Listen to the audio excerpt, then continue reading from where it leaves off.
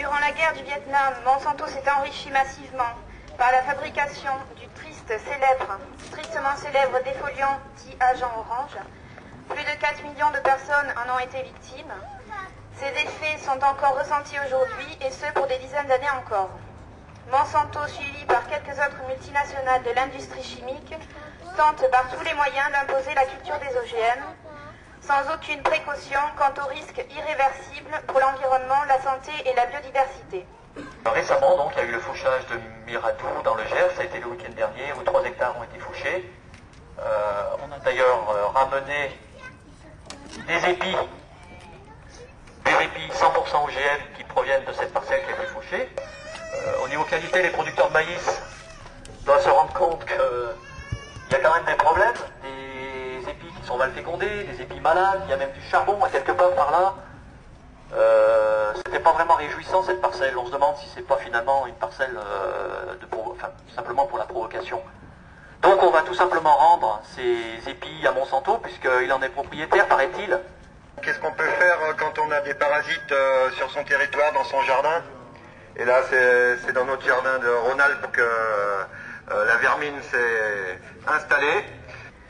Monsanto pille et tue les paysans, ruine l'environnement, menace la santé des hommes, refusant le diktat de Monsanto et des autres firmes, refusant la criminalisation des faucheurs et faucheuses volontaires. Et en bon jardinier, comme je suppose que vous l'êtes tous, plus ou moins, on est allé chercher dans notre pharmacie de jardinier et on a été allé prendre la première recette, la plus courante, la plus connue, la plus merveilleuse recette qui soit. C'est donc la recette du purin d'ortie. Le purin d'ortie est un puissant insecticide. Cochenille, araignée rouge, etc., j'en passe, et des meilleurs, toutes les vermines y passent. Et puis dans un deuxième temps, le purin d'ortie est un excellent engrais que vous pouvez administrer à vos plantes. Il y a beaucoup d'azote, il y a plein de choses. C'est merveilleux et ça sent très bon, vous voyez, ça sent le printemps. Hein. Ici on va mettre la dose, hein, on va mettre une grosse dose. Et puis on est dans une société qui inscrit plus les gens. Non plus, un beau jour ils disparaissent d'une liste, d'autres qui n'ont pas de papier, alors ils ne sont pas inscrits non plus, et on les raye, de glissade en glissade, il y a des peuples entiers qui ne sont pas inscrits comme ça, qu'on raye de la carte. Je pense aux Kurdes, je pense aux Tibétains, je pense aussi aux Palestiniens. Non, c'est pas toi là, hein? Non.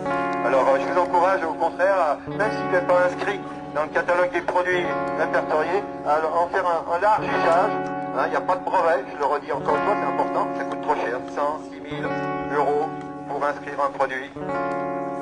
Tant mieux, mais tant pis aussi parce qu'on ne peut pas s'en servir en agriculture biologique. Il y en a pour tout le monde, quelques grammes suffisent, c'est pas breveté.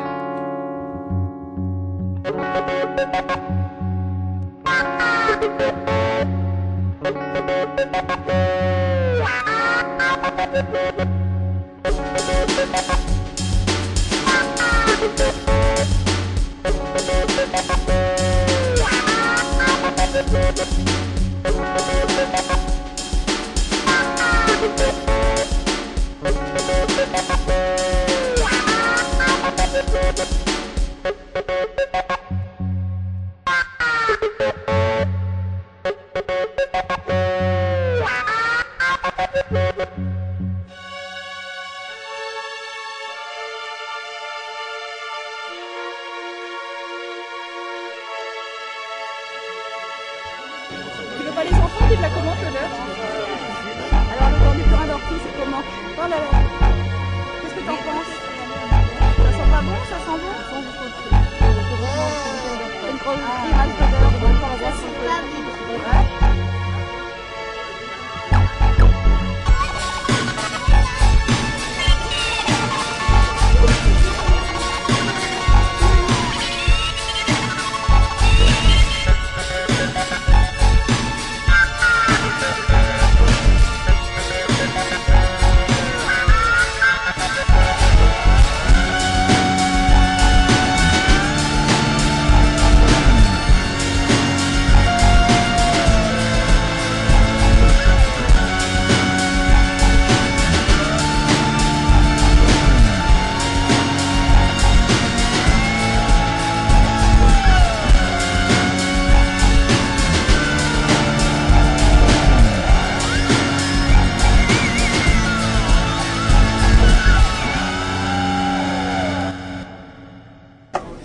c'est pestilentiel, c'est l'horreur, ça donne envie de gerber.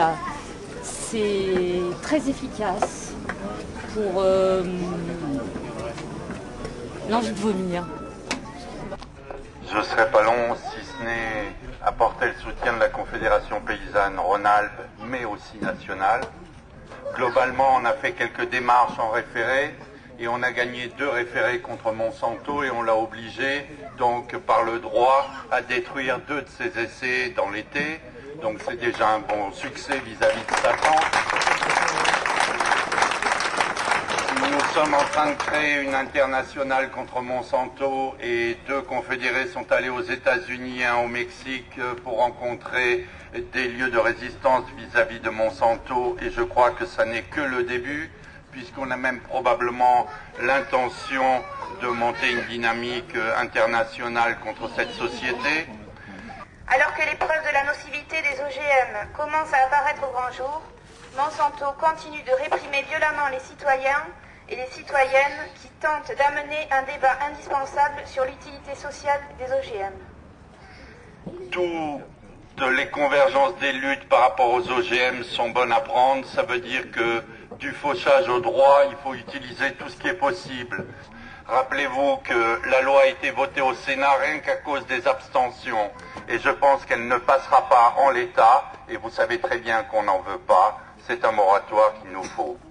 Dans le climat actuel créé par les nouvelles lois et consignes ministérielles, du fichage des enfants au fichage des déviants, des abus innombrables dans le traitement judiciaire et policier des mouvements anti-CPE, de ce qui étrangement ressemble à des rafles concernant les expulsions des Roms à Saint-Étienne, la résistance à ce fichage est aujourd'hui importante.